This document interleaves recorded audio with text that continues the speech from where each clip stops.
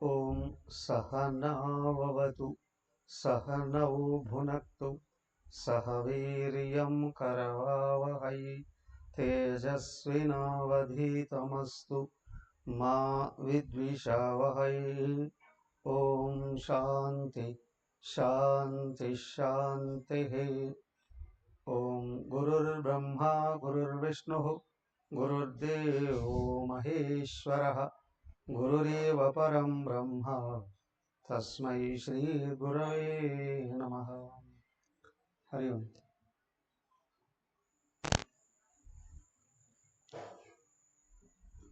శ్రీమద్భాగవతం దశమస్కందం ఉత్తరార్ధం 78వ అధ్యాయం.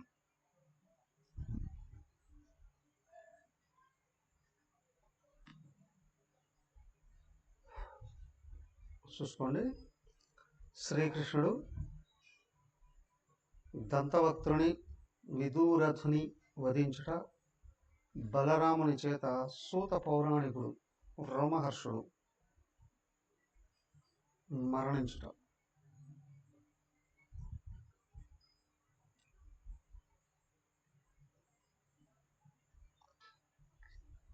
శ్రీ శుక ఉవాచ శిశుపాలస్య శాల్వస్య పౌండ్రకస్యాపి దుర్మతిః పరలోకగతానాం చ కుర్వన్ పారోక్ష్య సౌహృదం. ఏకః పదాతిః సకృతం క్రుద్ధో గదాపాణిః ప్రకంపయన్ పద్భ్యాం ఇమా మహారాజా మహాసత్వో వ్యదృశ్యత.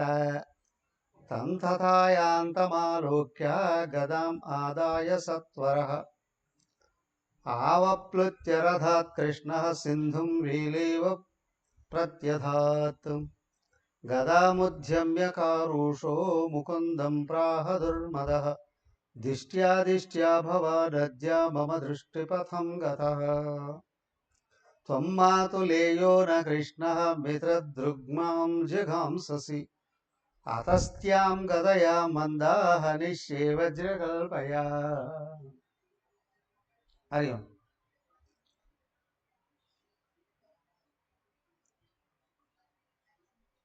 భగవాన్ శ్రీకృష్ణుడు శిశుపాలుని సంహరించాడు, శాల్వుణ్ణి వాడి విమానంతో సహా నాశనం చేశాడు. పౌండ్రక వాసుదేవుడు అనేవాడిని కూడా తన చక్రాయుధంతో వాడి తల ఖండించడం జరిగింది. వీళ్ళందరూ పైకి వెళ్ళిపోయిన తర్వాత ఈ శిశుపాలుడికి స్నేహితుడు, వీళ్ళందరికీ స్నేహితుడే, వీడు ఒక రాక్షసుడు, వీడు కూడా ఓ మేనత్ కొడుకే శ్రీకృష్ణుడికి. వాడున్నాడే, నా స్నేహితులైన వాళ్ళందరినీ నువ్వు చంపుతావా, ఇదిగో నీ అంతు చూస్తాను అని వాడు గద పట్టుకొని వచ్చాడు. వీడియో ఆన్ చేసుకోండి. అవట్లేదా?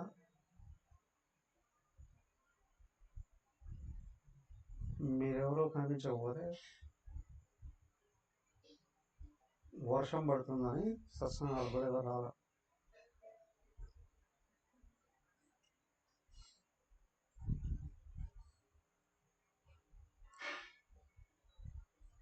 వాడు ఏం చేశాడు, నేరుగా ద్వారక మీదకి వచ్చేసాడు. ద్వారకలోకి వచ్చి వాడు కాలు నేల మీద తడుతూ గర్జిస్తూ వాడు అత్యంత క్రోధంతో భయంకరంగా అరుస్తూ శ్రీకృష్ణుడిని చంపేస్తాను అని వచ్చాడు. వీడు ఎక్కడ వాడయ్యా? కారుష దేశ అధిపతి అట దంతభక్తుడు. నేరుగా వచ్చి శ్రీకృష్ణుడు ఈ విధంగా అన్నాడు, గదాముద్యమ్య కారుషో ముకుంద ప్రాదుర్మద దిష్ట్యా భవానద్య మమ దృష్టిపదంగత. శ్రీకృష్ణుడు బెదిరిస్తున్నాడు.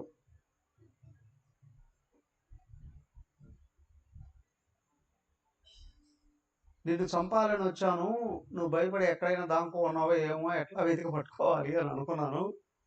కానీ నా అదృష్టవశాత్తు నువ్వే నాకు ఎదురుగా వచ్చావు. ఇదిగో నా గదతో ఈరోజు నిన్ను చంపేసేస్తాను. వాస్తవానికి నువ్వు మేనమామ కొడుకువే, అవునా, నాకు బంధువువే. కానీ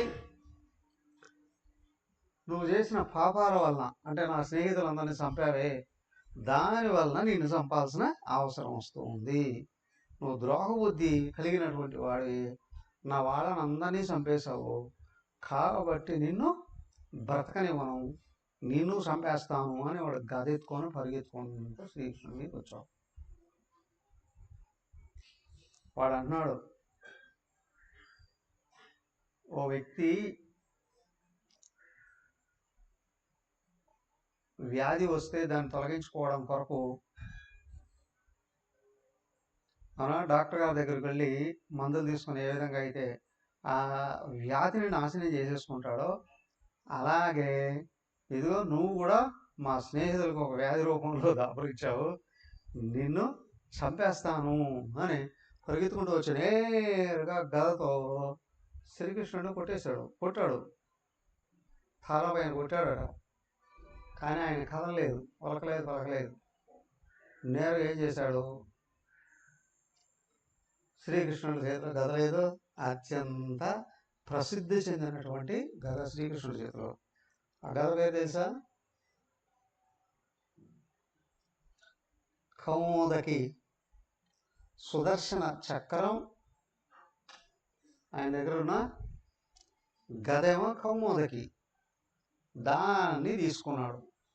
నేరుగా వాడిని ఒకే ఒక దెబ్బ వాడి హృదయం వక్షస్థలం మీద కొట్టాడట.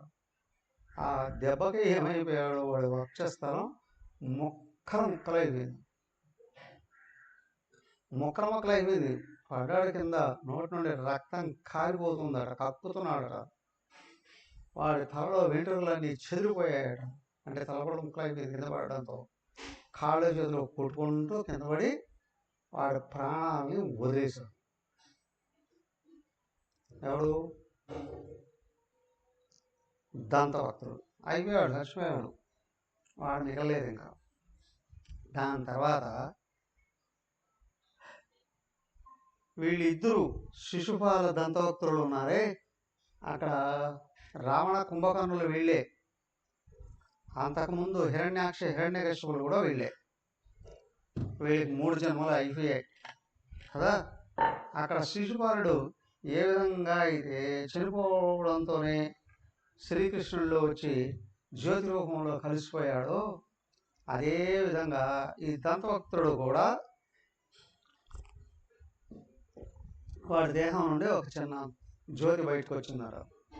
అది అలా వచ్చి కృష్ణుడిలో కలిసిపోయింది.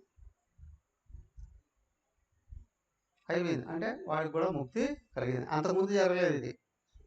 రావణ కుంభకర్ణులుగా ఉన్నప్పుడు జరగలేదు, హిరణ్యకశిపులుగా ఉన్నప్పుడు జరగలేదు. ఎందుకంటే వాడి ఆత్మ మళ్ళీ జన్మకు ముందుకెళ్ళింది. కానీ ఇక్కడికి వచ్చేటప్పటికి వాడు చనిపోయాడు. ఆ చనిపోవడం అంటే ఇక్కడ 3 జన్మలు అయిపోయాయి, పాప పరిహారం అయిపోయింది. వీడు నేరు వెళ్ళి మహావిష్ణువులో కలిసిపోయారు. ఆయన మహావిష్ణువు స్వరూపుడైన శ్రీకృష్ణుడిలో కలిసిపోయారు. వీళ్ళకి ఇంక జన్మ లేదు, వాడు మళ్ళీ అక్కడికి వెళ్ళిపోతారు, జయ విజయాల రూపంలో పైకి వెళ్ళిపోతారు. ఓకే, అయిపోయింది. అయితే ఈ దంతభక్తుడికి ఒక సోదరుడు ఉన్నాడట. వాడి పేరే విదూరథుడు. వాడట వ్యక్తి సత్వగుణం రానంత వరకు దేహాత్మ భావం పోదు. వాడు చదువుకున్నాడా లేదా? జ్ఞానం ఉందా లేదా? ఇవన్నీ ఏం పనిచేయవు. ఎందుకంటే సమాజంలో చదువుకున్న వాళ్ళు ఎక్కువగా తప్పులు చేస్తున్నారా, చదువుకున్న వాళ్ళు ఎక్కువ తప్పులు చేస్తున్నారా అని గమనిస్తే చదువుకున్న వాళ్ళే చేస్తూ ఉంటారు. మహా తెలివితేటలు చూపించి ఎవరిని ఇప్పుడు ఎక్కడ ఏ విధంగా మోసాలు చేయాలో ఆ విధంగా వాళ్ళు తెలివితేటలని వినియోగించి చేస్తూ ఉంటారు. ఏమయ్యా, వీళ్ళకి శాస్త్రం తెలియదా, దైవం తెలియదా, అవును వాళ్ళు చేసేటువంటి పని దోషయుక్తం అని తెలియదా అంటే లోపల కరుడు కట్టు ఉన్నటువంటి వాసన స్వభావం. చిలకలు కూడా మాటలు నేర్చుకుంటాయి, కానీ ఆ మాటలకు అర్థాలు తెలియవు వాటికి. ఎందుకంటే అవి జంతు స్వరూపాలే కాబట్టి. అలాగే ఎవడు కేవలం తమో గుణం రజోగుణంలో ఇరుక్కుపోయి ఉన్నాడో, సత్వగుణం లేదో, వాడు బయట నుంచి లోపలికి ఎంత జ్ఞానాన్ని స్వీకరించినప్పటికీ కూడా వాడి సత్వగుణం రాలేదు అని అంటే వాడి బుద్ధి వాడు నేర్చుకున్న జ్ఞానం మీద ఆధారపడదు. వాడి సంస్కారాలను పట్టుకొని ప్రపంచంలోకి వాటిని తీర్చుకోవడానికి రాగద్వేషాలతో పరిగెత్తిపోతూ ఉంటుంది. అందుకే ఏమయ్యా, నువ్వు సత్కర్మల ఆచరించి దైవాన్ని ఆశ్రయించితే సత్వగుణం పెరుగుతుంది. దేవుణ్ణి ఆశ్రయించి సత్కర్మలను ఆచరించినటువంటి వాడికి సత్వగుణం వస్తుంది. సత్వగుణం చేత వాడు నేర్చుకున్నటువంటి ఇది శాస్త్రజ్ఞానం, ఆధ్యాత్మిక శాస్త్రజ్ఞానం ఏదైతే ఉందో వాడికి సత్య దృష్టిని కలిగిస్తారు. ఎందుకంటే ఇక్కడ శిశుపాలుడు చచ్చాడు, వాడి స్నేహితుడు దంతవక్తుడు కూడా చచ్చాడు, వీళ్ళందరూ జరాసంధుడు చచ్చాడు, అవునా, సాల్వుడు చచ్చాడు కదా. ఎంతమంది చస్తూ ఉన్నప్పటికీ కూడా ఈ రాక్షసులు ఎందుకు కృష్ణుడు దేవుడు అని గుర్తించలేకపోతూ ఉన్నారు? సత్వగుణం లేదు, సాత్విక వాసన లేదు. అందుకే వాళ్ళకి నిజం గుర్తు రావట్లే. వాళ్ళ దేహాన్ని పట్టుకొని వాడి అధికారంతోనో ధనంతోనో నేర్చుకున్నటువంటి కొన్ని కళలతోనో అహంకరిస్తూ సమాజం మీదకే కాదు సాక్షాత్తు భగవంతుని మీద కూడా పరిగెత్తిపోతూ ఉన్నారు. అదే చేశాడు వీడు కూడా. నా అన్నం చంపుతావా నువ్వు, నిన్ను బతకనివ్వనేమో ఇప్పుడు అని పరిగెత్తుకుంటూ వెళ్ళిపోయాడు శ్రీకృష్ణుడి మీదకి. శ్రీకృష్ణుని చంపేస్తాము అని. ఇంతమంది చచ్చారు కదా, మరి నేను ఏ విధంగా చంపగలను? ఎవరైనా అవునా, ఎందుకు చంపలేకపోతూ ఉన్నారు? ఏం జరుగుతుంది? వీడికి ఆలోచన రాలే, ఎవరికి రాదు లోపల సత్వం లేకపోతే. దానికి ఏంటి అని అంటే శాస్త్రాన్ని గురువుని అనుసరించడం అనేది ఎక్కడైతే ఉందో భగవంతుని లక్ష్యంగా కలిగి వాడికి శ్రద్ధ కలుగుతుంది. శ్రద్ధ అంటే అదే అన్నారు. శ్రద్ధ కలిగినప్పుడే ఏది చేయతగును ఏది చేయతగదు అనేటువంటి విచక్షణ కలుగుతుంది. అప్పుడు వాడు తన తప్పులను గుర్తించి సరిదిద్దుకుంటూ భగవంతుడి వైపు అంతర్ముఖ దృష్టితో ఎదిగేటువంటి అవకాశం ఉంటుంది. అలాగే ఆ గుర్తించకపోవడం వల్లనే ఇదిగో వీళ్ళందరూ కూడా వచ్చారు. వీధూరథుడు కూడా వచ్చాడు, వీడు పరిగెత్తుకుంటూ వచ్చాడు. వాడు గదెత్తుకొని వాడు కత్తి డాలు పట్టుకున్నాడట. శ్రీకృష్ణుడిని చంపుతామని ఆయన బొస కొడుతూ పరిగెత్తుకుంటూ వచ్చాడు కృష్ణుడి మీదకి. కృష్ణుడు చక్రం ఎత్తాడు, ఒక్కటేశాడు, వాడి తల ఎగిరిపోయింది. ఏమైపోయాడయ్యా? ఇంకేమయ్యాడు, వాడు ఏవాడు లేకుండా పోయాడు అంతే. వరుసగా వీళ్ళందరి చావు కోసం పై లోకాలలో ఉన్నటువంటి వాళ్ళందరూ ఎదురు చూస్తున్నారట. ఈ రాక్షసులకి కొన్ని రకాల శక్తులు వస్తూనే, ఇప్పుడు ప్రస్తుతం కలియుగంలో అయితే శక్తులు అంటే అధికారం, ధనం, జనం. కాబట్టి వాళ్ళు దేన్నైనా మేము నిర్జించగలము అని ప్రయత్నం చేస్తారు. పూర్వకాలంలో తపస్సులు చేసేవాళ్ళు కొన్ని రకాల శక్తులు పెంచుకునేవాళ్ళు, పైగా అధికారాలు ఉండేటివి. అవి ప్రయోగించే సజ్జనులందరినీ హింసించడానికి ప్రయత్నం చేసేటువంటి. కాబట్టి అలాంటి కోవలోకి సంబంధించిన వాళ్ళు ప్రతి లోకానికి వెళ్ళి ఆ లోకాలలో ఉన్న వాళ్ళకు కూడా వేధించుతుంటారు. ఒక 30-40 ఏళ్ల క్రితం దేశం దాటి ఇంకో దేశానికి వెళ్ళడానికి చాలా కష్టాలుగా ఉండేది కదా. కానీ ఇప్పుడు ఒకరోజు 24 గంటల్లో మొత్తం ప్రపంచం అంతా చుట్టూ రాగలుగుతూ ఉన్నాం. ఏమయ్యా, ప్రయాణ సాధనాలు ఆ విధంగా పెరిగాయి కదా. అలాగే అప్పట్లో వీళ్ళు తాపసిక శక్తితో ఏ యంత్రం సహాయం లేకుండానే తిరిగేసి వచ్చేవాడు కదా. ఆ విధంగా అందరినీ బాధ పెట్టేటువంటి వీళ్ళు ఉన్నారే, వీళ్ళ చావు కోసం పైలోకాల్లో ఉన్న వాళ్ళందరూ ఎదురు చూశారట. ఎవరయ్యా? ఎవరు? ఓ అందరూ ఎవరు? మునులు, సిద్ధులు, గంధర్వులు, విద్యాధరులు, అవునా, నాగులు, అప్సరస్సులు, పితృగణాలు, యక్షులు, కిన్నెరులు, చారణులు, వీళ్ళందరూ కూడా ఎదురు చూశారు వీళ్ళ సాగు కోసం. ఎప్పుడైతే వీళ్ళు చచ్చిపోయారో పోయింది. చాలా వరకు ఈ రాక్షస జాతంతా పోతుంది. చాలా ఆనందమైందట. ఆ లోకాల వాళ్ళందరూ ఆకాశంలోకి వచ్చి శ్రీకృష్ణుడి మీద పుష్ప వృష్టి కురిపించారట. వర్షంలాగా కురిపించారు. అత్యంత ఆనందంతో ఆకాశంలోకి వచ్చి వాళ్ళు నృత్యాలు చేశారు, గానం ఆలపించారు, ఆనంద తాండవం చేశారు. అయిపోయింది. ఎవరున్నారు ఇంకా? వరుసగా వెళ్ళిపోయారు. ఎవరన్నారు? అక్కడ ఉత్తర దేశంలో నరకాసురుడు దగ్గర నుండి జరాసంధుడు, కంసుడు, సాల్వుడు, అవునా, ఇప్పుడు శిశుపాల, దంతవక్తుడు, మొత్తం అందరూ వచ్చిపోయారు. దాదాపు రాక్షస వంశం అంతా పోయింది. కానీ చివరికి మిగిలి ఉన్నారు అక్కడ కౌరవులు. వాళ్ళకు కూడా స్పాట్ పెట్టబోతున్నాడు ఆయన. రాబోతూ ఉంది యుద్ధం.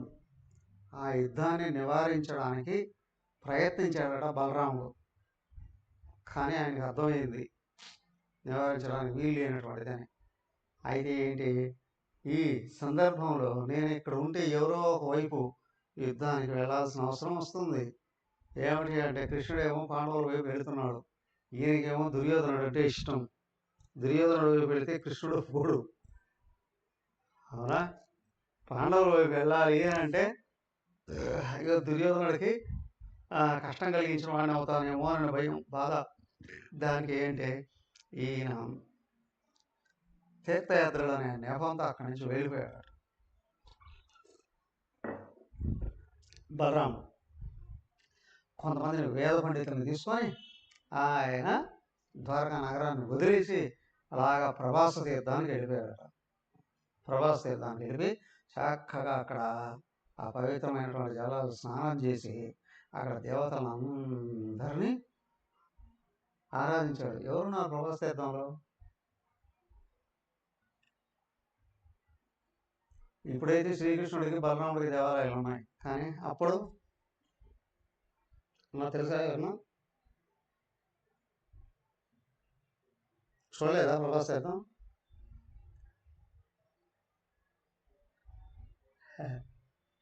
దానికి తీర్థయాత్రలు ఎందుకు చేయాలి, అక్కడ ఉన్న గొప్పతనాన్ని తెలుసుకోవడానికి, దాన్ని నిరంతరం గుర్తుంచుకోవడం వలన సత్వ గుణాన్ని పెంపొందింపజేసుకోవడానికి. ప్రభాస తీర్థంలోనే సోమనాథుడు ఉండేది. ఆ ప్రభాస తీర్థం చుట్టూ బోల్డంత మంది దేవతలు కూడా అక్కడ నెలకొని ఉన్నారు, అవునా. దానికి దగ్గరే ద్వారక, కాకపోతే కొంచెం దూరం ఉంటుంది.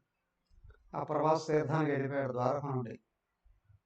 ద్వారక నుండి రిటర్న్ వస్తే సౌత్కి వస్తూ ఉంటే 300 కిలోమీటర్ల దూరంలో ప్రభాస తీర్థం కనిపిస్తుంది మనకు. ప్రభాస తీర్థానికి వచ్చాడట. ఆయన చక్కగా స్నానం చేసి సోమనాథుడిని వాళ్ళందరినీ ఆరాధించాడు. ఆరాధించి ఇక ఇప్పుడిప్పుడే ఇటు వెనక్కి తిరగకూడదు అనుకున్నాడు. వెనక్కి తిరగకూడదు అనుకుని అలాగే ఆ యాత్రలు చేస్తూ చేస్తూ చేస్తూ పోతూ ఉన్నాడట. పోతూ ఉంటే అప్పట్లో ప్రభాస తీర్థంలో దాని దగ్గర ఉండేదట సరస్వతి నది కూడా. అది పశ్చిమ సముద్ర తీరం, మనకు ద్వారక వస్తుంది లాస్ట్. అక్కడి నుంచి చూస్తే ప్రభాస్ తీర్థం నుండి వరుసగా మహారాష్ట్ర వస్తుంది. ఆ మహారాష్ట్ర నాసిక్ త్రయంబకం, అక్కడి నుంచి వస్తే ఇంకొంచెం కిందకి వస్తే భీమశంకరం, అక్కడి నుంచి అటు వెళ్ళిపోతే గోవా హంపి, అవునా, పైన చూసాం మనం కొన్ని, ఇది గోకర్ణం, మురుడేశ్వర్, తర్వాత ఉడివి, మంగళూరు, ఆ తర్వాత శ్రీరంగం, అవన్నీ బెల్ట్ అంతా కదా. ఆయన మొట్టమొదటి ప్రభాస్ తీర్థం దగ్గరకు వచ్చాడు. అక్కడి నుండి ఏం చేశాడు, అక్కడే సరస్వతి నది అట, ఆ నదీ తీర్థాన్ని చూసుకున్నాడు. అక్కడి నుంచి ఏం చేశాడు, మొత్తం దేశమంతా తిరిగాడు. ఏమేమి చూశాడు అంటే సంక్షిప్తంగా చెప్పాను. పృథూదకమట, బిందు సరోవరం, త్రితకోపం, సుదర్శన తీర్థం, విశాల తీర్థం, బ్రహ్మతీర్థం, చక్రతీర్థం, సరస్వతి, ఇవన్నీ కూడా చూశాడట. అంతేకాదు గంగా యమునా తీర్థాలకు కూడా వెళ్ళాడట. వాటిలో స్నానం చేశాడట. గంగా యమున ఆ తీర్థాల దగ్గర నుండి నేరే ఏం చేశాడు, నైమిషారణ్యానికి వెళ్ళాడు. నైమిషారణ్యానికి వెళితే అప్పుడు అక్కడ ఋషులు యాగం చేస్తూ ఉన్నారట. అప్పుడే 100 సంవత్సరాల యాగం. ఆ యాగం దగ్గరికి వెళ్ళిపోయారట. ఈయన అందరూ ఆహ్వానించారు.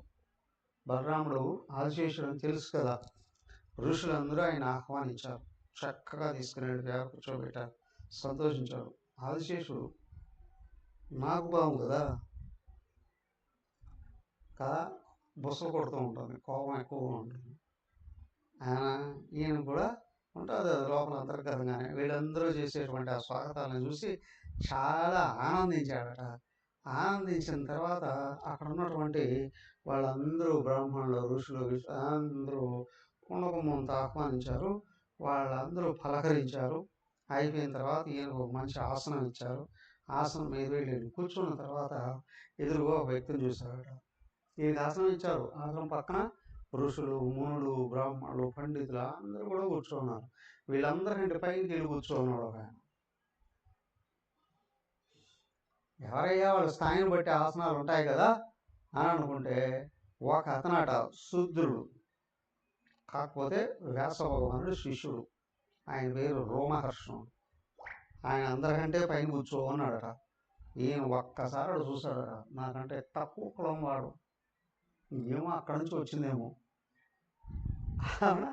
ఇంతమందితో సహా నేను కూడా ఇక్కడ కింద కూర్చోనంటే వాడు వెళ్ళి పైన కూర్చున్నాడా, వీడి కథ చూస్తాను అని నేరుగా ఏం చేశాడు, ఆయన చేతిలో ఆయుధం ఉంటుందిగా, దాన్ని తీసుకొని వెళ్ళి ఒక్క దెబ్బేశాడు. ఎవరు, రోమహర్షుణ్ణి దెబ్బ వేసేటప్పుడు ఏమైంది, తిట్టేశాడు. ఈ దుర్మతి, మేమందరం ఇక్కడ కూర్చొని ఉంటే నువ్వు అక్కడ వెళ్ళి ఆ పైన కూర్చుంటావా, పైగా వీళ్ళందరూ లేచి నా స్వాగతం చెప్తే నువ్వు లేకుండా, నా స్వాగతం చెప్పకుండా, నన్ను పలకరించకుండా, అవునా, మా అందరికంటే పెద్ద గొప్పవాడని అనుకున్నావా, ఇదిగో నీ బుద్ధి లాంటిది, నీకు వినయ విధేయతలు లేవు, నువ్వు అసలు ఇంద్రియాలను జయించనే లేదు, ధర్మ ఆచరణే లేదు, మహా పాపాత్ముడివి, కాబట్టి పాపాత్ములకు వేయాల్సినటువంటి శిక్ష వేసి తీరాలి అని నేరుగా వెళ్ళిపోయి ఒక్క దెబ్బేసేసాడు. పాపం చచ్చిపోయాడు ఆయన అక్కడే. చనిపోయాడు ఒక దెబ్బ. ఆయన ఆయుధంతో కాదు, అక్కడ కూర్చున్నాడు గడ్డి కోసం తీసి మంది నుంచి విసిరేశాడు. మహాభారతంలో చాలా బాగుంటుంది ఇది, ఇంకా వర్ణన, ఇక్కడ కొంచెమే వర్ణన ఉంది.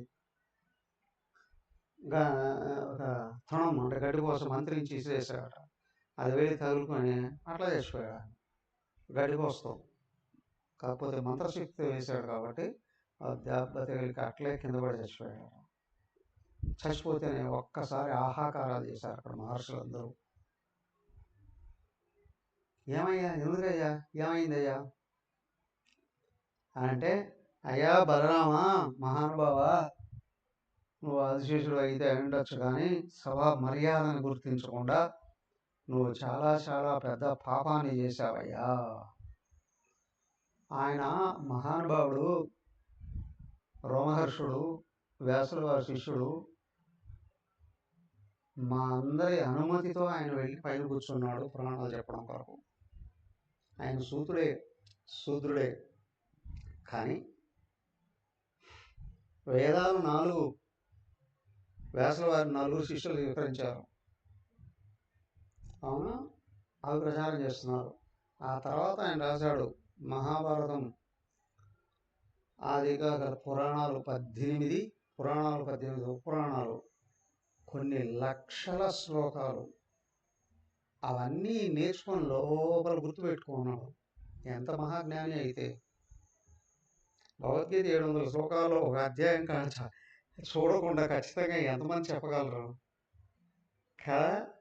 ఆయన ఎన్ని పురాణాలు అపోసన పట్టున్నాడు అని అంటే అలాగా ఆశువుగా, ఏ పుస్తకము సపోర్ట్ లేకుండానే మనం 100 సంవత్సరాల పాటు కంటిన్యూగా ఉపన్యాసం ఇవ్వగలుగుతున్నాడు అని అంటే ఎంత జ్ఞానం ఉండి ఉండాలి, అది ఎంత గుర్తుండి ఉండాలి, ఎంత నిష్ట ఉండి ఉండాలి, ఎంత శాతనై ఉండాలి కదా.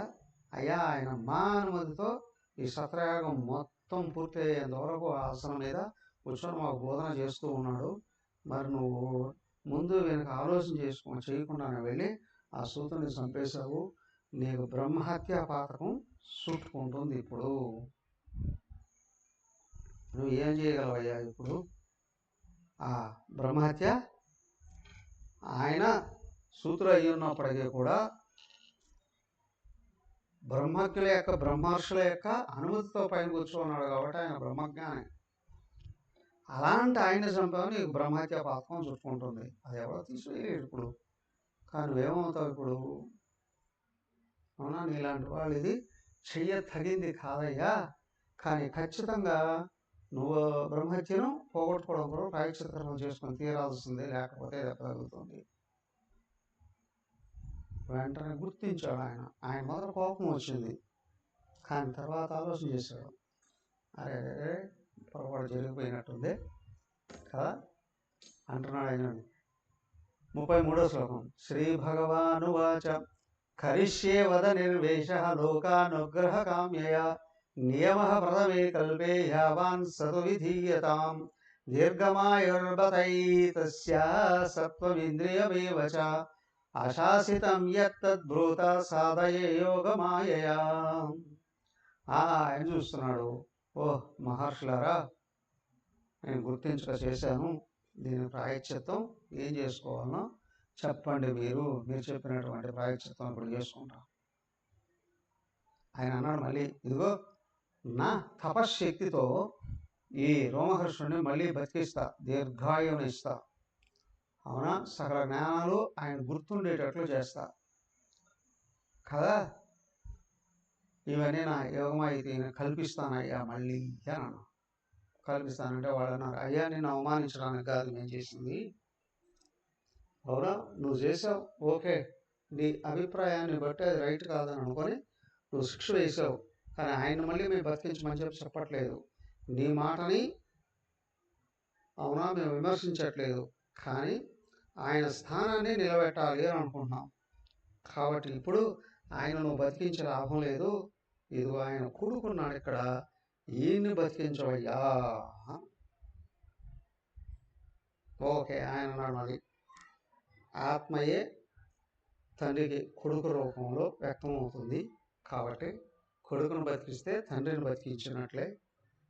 అందుచేత ఇదిగో ఈ కొడుకు రోమహర్షుడు కొడుకు ఉగ్రశ్రవుడు అని ఆయన్ని ఈయన బతికిస్తున్నా, ఈయనకి దీర్ఘాయుష్నిస్తున్నా, సకల జ్ఞానాలు వచ్చేటట్లు ఆశీర్వదిస్తున్నా.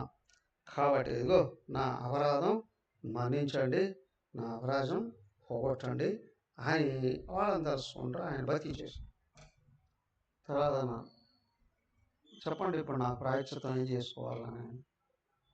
వాళ్ళందరూ కలిసి అన్నారు, అయ్యా ఈ ప్రాయశ్చిత్తంగా వేరే ఏమో కాదు, మాకు ఒక రాక్షసుడు మాకు బాధలు కలిగిస్తూ ఉన్నాడు. ఎవడు వాడు?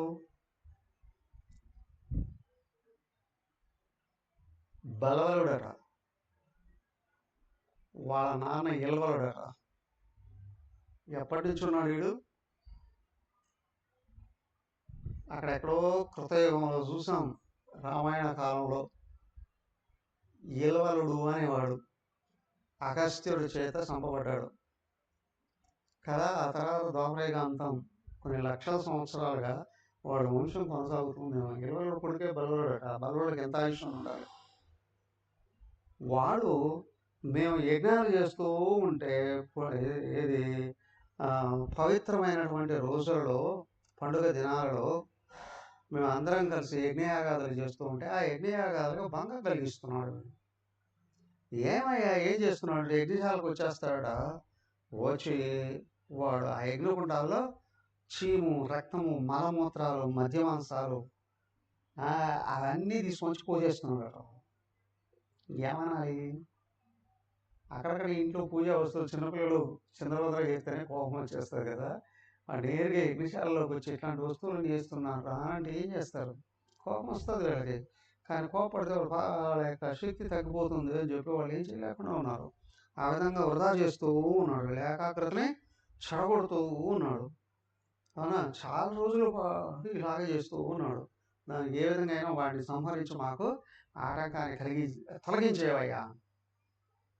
సరే అన్నాడు. ఈ నేరుగా వెళ్ళాడు, వాడి కోసం ఎదురు చూశాడట. వాడి కోసం ఎదురు చూస్తే వాళ్ళు యజ్ఞం చేస్తూ ఉంటే వచ్చేసాడు వాడు. వాడు వచ్చి వాడు ఏమేమి తీసుకురావాలో అవన్నీ తీసుకొని వచ్చి ఏదో మూటలు కట్టుకొని వచ్చాడు, బస్తాలు వేసుకొని వచ్చాడు. ఏం చేశాడు? అవన్నీ తీసుకొని యజ్ఞశాలలో పోస్తున్నాడట. ఈయన కాసుకొని ఉన్నాడు. కాసుకొని ఏం చేస్తున్నాడు? ఎట్లా అన్నాడు ఏంటంటే, ఈయన దగ్గర 2 ఆయుధాలు ఉంటాయట. ముఖ్యంగా ఉండేది హలం కదా, నాగలి. ఆ తర్వాత ముద్గలం అంట. ఆ ముద్గలం ఏంటయ్యా? రోకల బండ.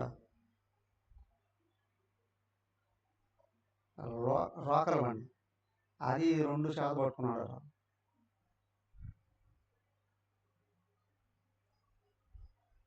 వాడు వచ్చాడు, వస్తూనే ఏం చేశాడు?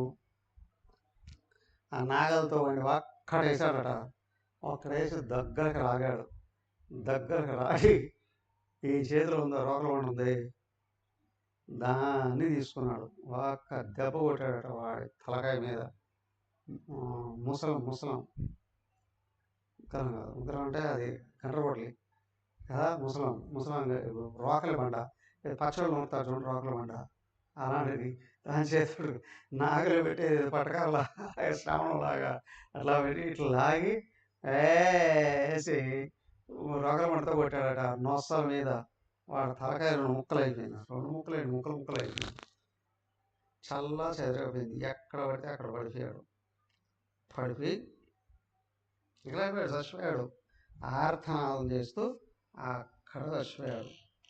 అవునా? వాడి రక్తం చిందించిందట. అక్కడంతా కొండంతా పడిందట. వాడు ఒక పెద్ద కొండలాగా పడ్డాడట. వాడిని ఏం చేశాడు? ఆ విధంగా ఆయన చంపేసి వీళ్ళకు బాధను తొలగించేసేసాడు. ఇదే ప్రాయశ్చిత్తం. వాళ్ళకి సంతోషం కలిగినటువంటి కార్యం. ఒకటి, రోమహర్షుడు కొడుకుని ఉగ్రశ్రవుణ్ణి బతికించాడు. ఆయనకు ఆయుష్ ఇచ్చాడు, జ్ఞానం ఇచ్చాడు, అన్నీ చేశాడు. తర్వాత వీడిని ఈ రాక్షసుని కూడా చంపేశాడు. అవును, రాక్షసు పేరేంటి? బలవలుడు. విల్వలుడు కొడుకు బలవలుడు. వీడిని చంపేశాడు. ఏమయ్యా ఆయన రావడం ఎందుకు? అవునా? ఆయన రోమహర్షుడిని చంపేయడం ఎందుకు? ఇదంతా ఏంటి? ఈ విధంగా జరగాల్సినటువంటి అవసరం ఉంది. అందుకే వచ్చాడు ఆ సమయానికి. రాక్షసుడు చావడు కదా లేకపోతే. కాబట్టి ఈ శక్తి కూడా బయటపడాలిగా. అవునా? తండ్రి చనిపోతే కొడుక్కి పదవి ఇస్తూ అధికారం ఇవ్వడం కాదు, లోపల విజ్ఞానాన్ని అంతటినీ అందించాడు. ఆయుష్ని ఇచ్చాడు, పూర్ణ ఆయుష్ని ఇచ్చాడు, శక్తులను ఇచ్చాడు, నిష్ఠని ఇచ్చాడు కదా. ఈయన శక్తి ఎంతటిది అనేటువంటి విషయం అక్కడ తెలియపరచడం కొరకు అదిగో ఈ కార్యం కూడా జరిగిందండి. ఆ విధంగా వాడు బలవలుడు చచ్చిపోయాడు. ఆ తర్వాత ఏమైందయ్యా? రేపు చూద్దాం. ఇది రేపు కొనసాగిద్దాం. ఆయన తీర్థయాత్రలు ఎక్కడికక్కడికి చేశాడు, ఏమేం చేశాడు, ఏమేం చూశాడు అనేటువంటి విషయం రేపు కొనసాగిద్దాం. మరియు ఓం కాయేన వాచా మనసేంద్రియైర్వా బుద్ధ్యాత్మనా వా ప్రకృతే స్వభావాత్ కరోమి యద్యత్ సకలం పరస్మై నారాయణాయేతి సమర్పయామి. శ్రీమన్నారాయణాయేతి సమర్పయామి. ఓం పూర్ణమదః పూర్ణమిదం పూర్ణాత్ పూర్ణముదచ్యతే పూర్ణస్